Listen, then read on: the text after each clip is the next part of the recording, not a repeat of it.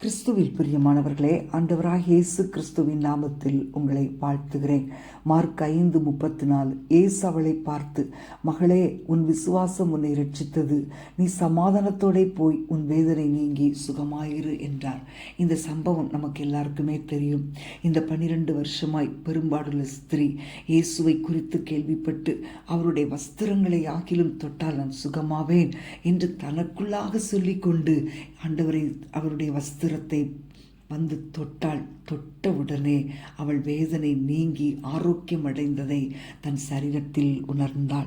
அன்பான தேவனுடைய பிள்ளைகளே, உங்கள் வாழ்க்கையில் அற்புதங்களும் அதிசயங்களும் நடக்க வேண்டும் என்றால் தேவன் உங்களுக்கு சகலவற்றையும் உடனடியாக நிறைவேற்றி தர வல்லவராயிருக்கிறார் என்று அவரை நம்ப வேண்டும். எந்த விதமான சந்தேகமோ அல்லது அலைப்பாயும் எண்ணங்களோ உங்கள் அற்புதங்களை பெற்றுக்கொள்ள தடை செய்துவிடும்.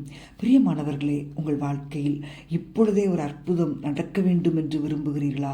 ஒருவேளை நீங்கள் நீண்ட நாட்கள் உயிரோடு இருப்பது முடியாத காரியம் என்று மருத்துவர்கள் அறிக்கை சொல்லலாம். ஆனால் இப்பொழுதே அதை கர்த்தரிடம் எடுத்து செல்லுங்கள். நீங்கள் அவரிடம் செல்லும்போது உங்களுக்கு பரிபூர்ண சுகம் கிடைக்கும் என்று உறுதியாய் விசுவாசியுங்கள். உங்கள் சரீரத்தில் ஒரு அற்புதத்தை ருசித்தவர்களாய் கர்த்தர் உங்களுக்கு செய்ததை பரிசோதித்து பாருங்கள். உங்கள் சரீரத்திலே காணப்படுகிற வியாதியின் கொடூரத்தை பரிசுத்த ஆவியானவர் வேரோடு பிடுங்கி போட்டார் என்றும் உங்கள் சரீர சுகத்தை நீங்கள் பெற்றுக்கொண்டீர்கள் என்றும் முழு நிச்சயமாய் நான் சொல்லுகிறேன். பிரியமானவர்களே, இயேசு அவளை பார்த்து, மகளே, உன் விசுவாசம் உன்னை ரட்சித்தது என்றார். தேவனிடத்தில் அப்படிப்பட்ட விசுவாசத்தை கேளுங்கள். ஒவ்வொரு நாளும் பரிபூர்ண சுகத்தை பெற்றனுபவிப்பீர்கள். நாம் ஜெபிப்போமா? அன்பின் ஆண்டவரே, துதிக்கிறோம் அப்பா. வியாதியோடு பலவீனத்தோடு இருக்கிற ஒவ்வொருவருக்காக நான் ஜெபிக்கிறேன் ஆண்டவரே. எல்லாருடைய வியாதிகளை நீர் சுமந்தீர் தகப்பனே. ஆண்டவரே, நாங்கள் அதை சுமக்க தேவையில்லை அப்பா. நாங்கள் விசுவாசிக்கிறோம். இயேசுவின் நாமத்தினாலே ஒரு பலன் உண்டாகட்டும்.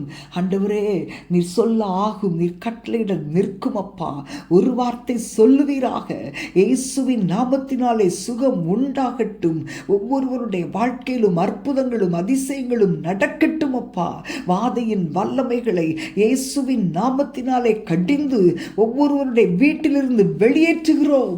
குடும்பங்களில் உள்ள வியாதியஸ்தர்கள் சுகமடையட்டும் அப்பா.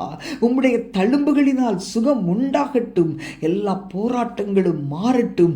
வெளியே சொல்ல முடியாதபடி இருக்கிற எல்லா பயப்படுத்துகிற வியாதிகளை ஆண்டவரே, இந்த நேரத்திலே நீர் ஒரு பெரிய விடுதலை கொடுத்து உம்முடைய பிள்ளைகளை சமாதானமாய் வாழ்ந்திருக்க செய்வீராக. இயேசுவின் நாமத்தில் பிதாவே, ஆமேன், ஆமேன்.